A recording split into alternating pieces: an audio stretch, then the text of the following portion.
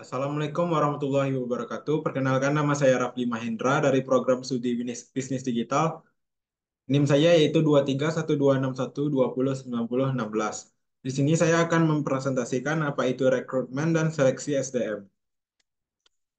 Rekrutmen SDM. Rekrutmen dapat didefinisikan sebagai serangkaian langkah yang mencakup pencarian, penyaringan, dan perekrutan individu secara aktif untuk mengisi suatu posisi atau pekerjaan tertentu. Proses rekrutmen mencangkup seluruh rangkaian prosedur, dimulai dari perencanaan hingga mengintegrasikan karyawan baru ke dalam tim perusahaan. Istilah rekrutmen terkait erat dengan prosedur-prosedur yang melibatkan identifikasi calon kandidat, penyaringan, wawancara, pelatihan, dan penempatan. Rekrutmen SCM menurut ahli.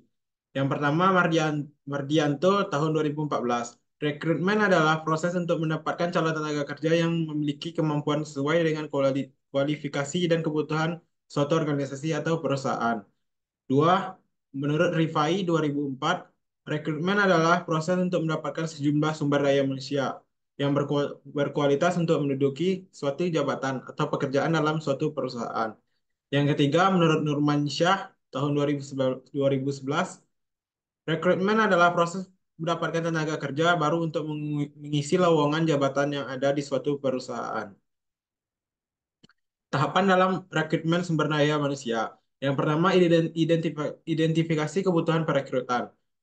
Identifikasi kebutuhan perekrutan perusahaan saat ini, misalnya ada karyawan yang resign atau sedang mencari kandidat untuk posisi baru. Yang kedua, menyiapkan deskripsi pekerjaan.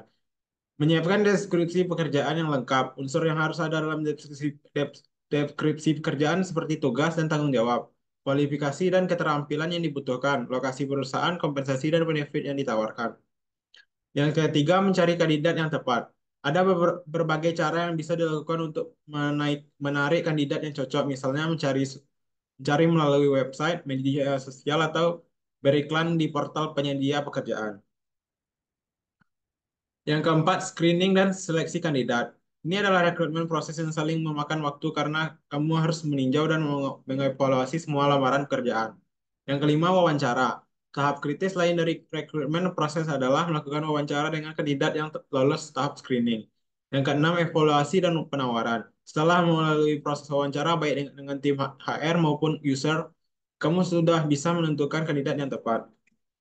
Seleksi sumber daya manusia.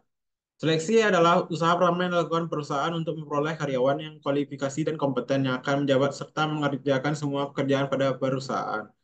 Dalier tahun 1981. Seleksi adalah suatu proses ketika calon karyawan dibagi dua bagian, yaitu yang akan diterima atau yang ditolak. Yang kedua, menurut Nitisemeto tahun 1996, tujuan dilaksanakan proses seleksi adalah untuk mendapatkan the right man in the right place. Dalam proses seleksi, perusahaan harus mendapatkan tenaga kerja yang tepat di dalam posisi yang tepat pula. Tahapan dalam seleksi sumber daya manusia. Yang pertama, kuantitas tenaga kerja yang dibutuhkan. Yang kedua, standar kualifikasi tenaga kerja yang dibutuhkan. Yang ketiga, kualifikasi dari sejumlah calon tenaga kerja. Kualifikasi yang menjadi dasar dalam seleksi. Yang pertama, keahlian, pengalaman, umur, jenis, kelamin, pendidikan, keadaan fisik, tampang, bakat, temperamen, dan karakter, kerjasama, kejujuran, kedisiplinan, dan inisiatif dan kreatif. Yang keempat, serangkaian alat-alat seleksi. Rangkuman. Rekrutmen sumber daya manusia adalah proses penting dalam pengadaan karyawan, baru untuk memenuhi kebutuhan perusahaan. Tahapan dalam rekrutmen meliputi perencanaan, pengumuman lowongan, seleksi CV, interview, uji pengetahuan, dan keterampilan, serta pengecekan referensi. Seleksi SDM dilakukan untuk memastikan karyawan yang terpilih sesuai dengan kriteria yang telah ditetapkan sebelumnya.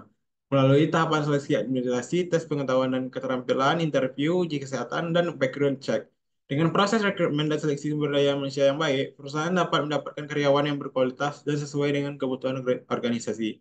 Baik, sekian dari saya. Itulah beberapa materi yang saya sampaikan. Lebih dan kurang, saya mohon maaf. Assalamualaikum warahmatullahi wabarakatuh.